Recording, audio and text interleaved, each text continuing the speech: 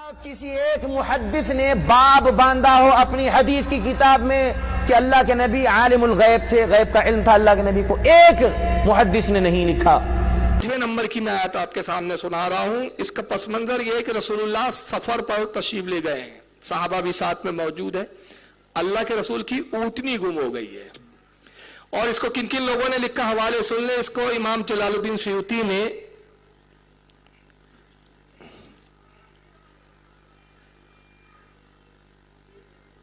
اچھا جی انشاءاللہ دعا تو حضرت فرمائیں گے، میں حضرت کو دے دیتا ہوں، خطری صاحب کا دعا میں یاد کر لیجئے۔ ہاں تو عرض کر رہا تھا کہ صحابہ اور رسول اللہ سفر پہ سرکار کی اونٹنی گم ہو گئی، سرکار کی اونٹنی گم ہو گئی۔ اللہ کے نبی نے صحابہ سے فرمایا جاؤ میری اونٹنی کو تلاش کرو۔ تو اب صحابہ اونٹنی تلاش کرنے نکلے تو کچھ منافق ایک جگہ جمع ہو گئے، ٹولی بنا کے بیٹھ گئے اور کہا دیکھو محمد کا حال تو یہ ہے کہ آسمان کی خبریں بتاتے ہیں، کہتے ہیں آسمان میں جنت ہے، جنت میں اتنی حوریں ہیں، اتنے فرشتے ہیں، فرشتے یہ کرتے ہیں، فرشتے یہ خبر لاتے ہیں، جنت میں یہ ہو رہا ہے، وہاں یہ چل رہا ہے، یہ ساری خبریں آسمانوں کی دیتے ہیں، اور زمین کے بارے میں ان کو اتنا بھی نہیں پتا کہ ان کی اونٹنی کہاں ہے۔ اور اس کے بعد انہوں نے ایک جملہ کہا کیا تھا، وما یدری محمد بالغیب، کہا محمد غیب کی بات کیا جانے۔ دیکھیں جملہ کیا تھا، یہ حدیث میں کن کن لوگوں نے لکھا۔ امام جلال الدین سیوطی نے تفسیر در منصور میں واقعے کو لکھا، ابن جریر نے اس کو لکھا، ابن حضرت امام نصفی نے مدارک میں لکھا، تفسیر خازن میں، متعدد تفاسیر میں یہ روایت آئی، متعدد حدیثوں میں۔ بولی کیا تھی، وما یدری محمد بالغیب، محمد غیب کیا جانے۔ دیکھ لیجئے کس کی بولی بولی جا رہی ہے آج، یہ منافقوں کی بولی ہوتی۔ تو انہوں نے کہا محمد آسمان کی باتیں کرتے، اونٹنی کہاں یہی نہیں پتا ان کو، اور محمد غیب کہاں جانے، اور ہنسنے لگے، کہہ لگانے لگے۔ تو کچھ صحابہ کا وہاں سے گزر ہوا، تو وہ صحابہ کرام نے جب ان کو ہنستے ہوئے دیکھا اور ان کی باتوں کو سن لیا تو انہوں نے، صحابہ نے کہا مردودو رسول اللہ کی توہین کرتے ہو، گستاخی کرتے ہو، کہتے ہو کہ محمد غیب نہیں جانتے اور محمد صلی اللہ علیہ وسلم کو اٹھنی کا پتہ نہیں۔ تو انہوں نے جیسے دیکھا کہ اب یہ تو صحابہ نے سن لیا تو کیا کہا، قسمیں کھانے لگے، کہا اللہ کی قسم ہمارا وہ مطلب نہیں تھا۔ دیکھیے اگر تم تاریخ پڑھو گے نا تو بالکل آج کے منافق سامنے آیا نظر آئیں گے کہ بولی وہیں سے وراثتاً آئی ہے، کہ پہلے کفر کر دیتے ہیں، گستاخی کر دیتے ہیں، اور پھر جب پکڑو تو بولتے نہیں ہمارا وہ مطلب نہیں تھا۔ قسمیں کھائی، کہا اللہ کی قسم ہمارا وہ مطلب نہیں تھا، ہم نے تو یوں ہی کہہ دیا۔ یہ بات رسول اللہ تک پہنچی تو سرکار صلی اللہ علیہ وسلم کو جلال آ گیا، کہا کہ میں تو حکمت کے طور پر کہتا ہوں کہ جاؤ تلاش کرو، کیا وہ سمجھتے کہ مجھے نہیں معلوم اونٹنی کہاں ہے؟ قسم خدا کی میں تو جانتا ہوں کہ میری اونٹنی کہاں ہے، مجھے غیب کی خبر ہے، میرا رب نے مجھے خبریں غیب کی دی ہے، غیب کی خبریں بتاتا ہے۔ وہ تو حکمتاً میں کچھ کام جاننے کے باوجود بھی تم سے کہتا ہوں کہ کرو۔ اب اس کی مثال دوں کہ جاننے کے باوجود پھر کیوں کہتے رہے صحابہ کو جاؤ ڈھونڈو، سمجھنا ہے تو سن لیجئے اس کو، مثال کو۔ مولا کائنات ایک مرتبہ عبد الرحمن ابن ملجم کے ساتھ سفر کر رہے ہیں۔ اس کو حضرت شیخ فرید الدین گنج شکر رحمت اللہ تعالیٰ علیہ، بابا فرید جن کو کہا جاتا ہے، انہوں نے اپنی ملفوظات اسرار الاولیاء میں اس واقعے کو نقل کیا ہے۔ عبد الرحمن ابن ملجم وہ جو پہلے مسلمان تھا، بعد میں مرتد ہوا، خارجی ہوا، اور اسی نے حضرت علی کو شہید کیا۔ حضرت علی کا آزاد کردہ غلام تھا۔ جب غلام تھا تو حضرت مولا کائنات کے ساتھ سفر پہ ہے، تو جنگل سے گزر رہے ہیں تو اس کو پیاس محسوس ہوئی عبد الرحمن کو، تو کہتا ہے علی میرے آقا اگر پانی مل جاتا تو بڑا اچھا ہوتا۔ تو آپ نے کہا ٹھہر ابھی تیرے پانی کا انتظام کرتا ہوں۔ کچھ آگے بڑھے تو ایک پرانا ٹوٹا پھوٹا قبرستان دکھا، قبر بوسیدہ تھی، کسی زمانے میں آبادی تھی، اب آبادی ختم ہو چکی تھی، دور دور تک آبادی کا نشان نہیں تھا، قبریں تھی کچھ ٹوٹی پھوٹی۔ تو حضرت علی ایک قبر کے پاس گئے اور اس قبر کے مردے کو مخاطب کیا۔ کس انداز میں مخاطب کیا، یا فلاں ابن فلاں ابن فلاں ابن فلاں ابن فلاں ابن فلاں ابن فلاں، اور وہ آدم تک نسب بیان کیا اس کا، اے فلاں کے بیٹے، فلاں کے بیٹے، فلاں کے فلاں کے فلاں، وہ آدم تک اس کا پورا خاندان سجرہ بیان کر دیا۔ اور اس کے بعد فرمایا بتا پانی کہاں ہے؟ کیا پوچھا؟ پانی کہاں ہے؟ تو ابن ملجم دیکھ رہا ہے تو قبر سے آواز آتی ہے السلام علیکم یا علی مرتضیٰ، آپ سیدھا جائیں اور پھر اس طرح مڑ جائیں تو وہاں پر ایک کنواں ہے، وہیں پانی مل جائے گا۔ تو ابن ملجم کہتا ہے آقا میں آپ پہ فدا ہو جاؤں, بڑی عجیب بات ہے, آپ اس کا نام جانتے, اس کے باپ کا نام جانتے, اس کے باپ کے باپ کا نام جانتے, اس کے باپ کے باپ کا نام, اس کے باپ کے باپ کا نام, حتیٰ کہ حضرت آدم تک آپ نے اس کا سلسلہ نسب خاندان بتا دیا, یہ سب جانتے ہیں آپ اس کے باپ داداؤں کے نام نہیں جانتے, تو صرف یہ نہیں جانتے کہ پانی کہاں ہے.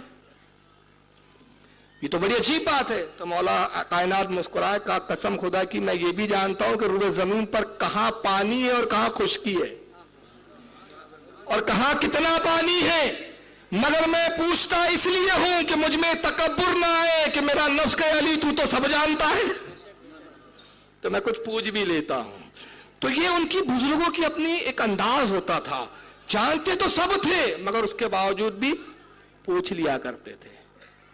اب کچھ لوگ کیسی باتیں کرتے, بھائی رسول کے دروازے پر ایک صحابہ ہے, انہوں نے کہا رسول اللہ ہے, یہ مسلم میں حدیث ہے, اور اس پر ایک وہابی نے اعتراض کیا, میں نے حدیث پڑھی بھی, کتاب بھی پڑھی اور حدیث بھی پڑھی, تو کتاب میں لکھتا ہے ایک صحابی آیا, مسلم کی حدیث ہے, اور انہوں نے کہا کیا رسول اللہ ہے, تو حضور نے اندر سے آواز دی کون, تو حضور کو معلوم ہوتا غیب تھا, تو حضور نے یہ نہیں جانا کہ کون ہے, کون کیوں پوچھا.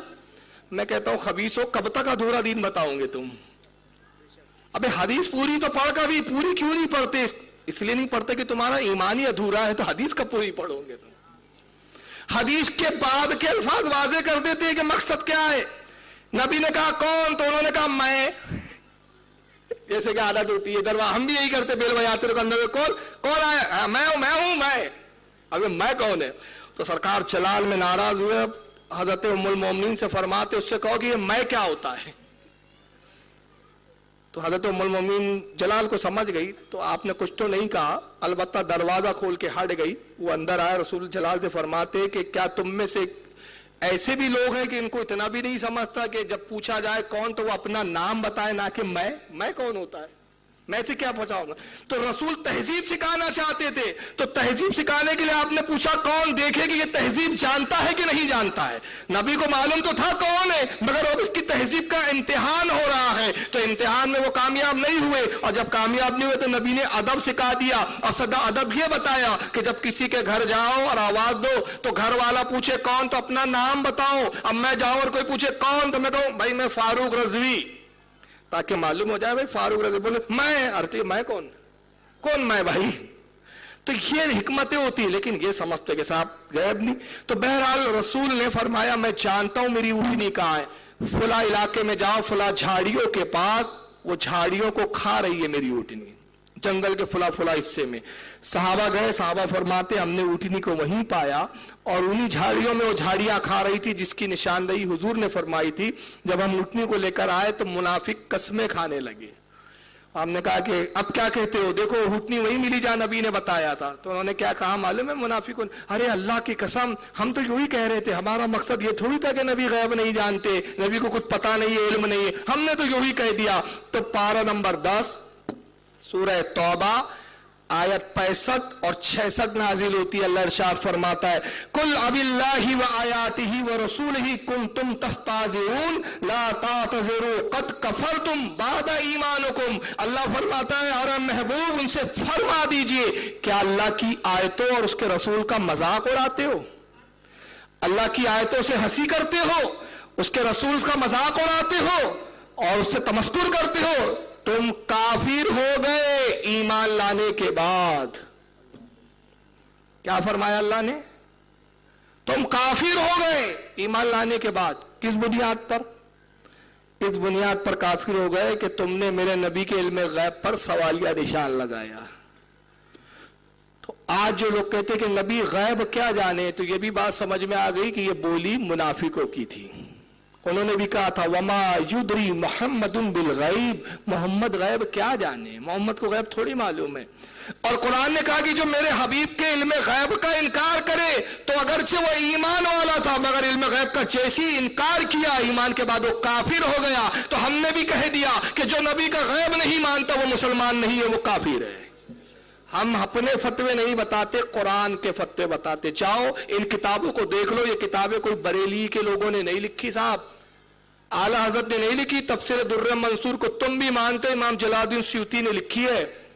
تفسیر خازن کو تم بھی مانتے ہو, تفسیر روح البیان کو تم بھی مانتے ہو, तफसीर जमल को तुम भी मानते हो, तफसीर मदारिक को तुम भी मानते हो, तबरानी और माजिमुल औसत को तुम भी मानते हो। ये किताबें, ये हदीसें इन किताबों में मौजूद है, और ये किताबें उस वक्त लिखी गई जब बरेली में आला हजरत पैदा भी नहीं हुए थे, जब मौलाना नकी अली खां का वजूद भी नहीं था, जब मौलाना रजा अली का भी वजूद नहीं था। आला हजरत के खानदान के कई अफराद नहीं पैदा हुए थे, बल्कि मैं कह दूं कि आला हजरत का खानदान अफगानिस्तान से हिंदुस्तान भी नहीं आया था।